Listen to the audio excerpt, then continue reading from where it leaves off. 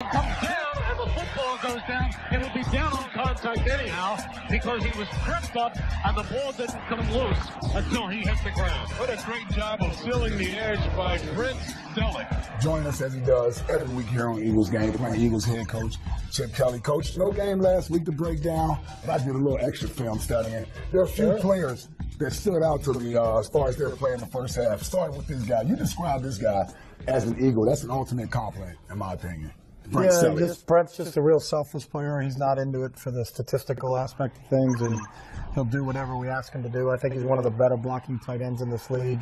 His approach to practice on a daily basis, everything that you want is, we tell our guys, it's the type of player that Brent Stellick is, just a tough, hard-nosed physical football player. I love the way he's been able to evolve his game as he got older. A great guy for this guy to look up to and sort of mirror himself after, Zach Ertz.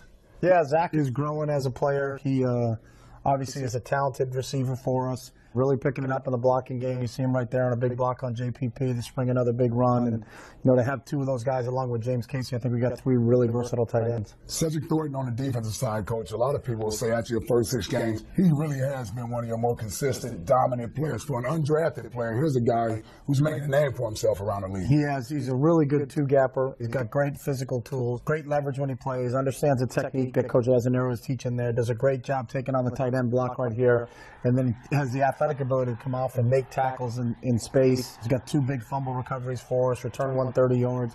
He's really playing very, very well for us right now. A lot of depth along this D-line, young player. That's a great thing. Vinny Curry, his 3rd year, seems like anytime you have him out there on the field, he's making the most of the snaps that he's getting by making good plays. Vinny's doing a great job as a situational pass rusher for us as an inside kid.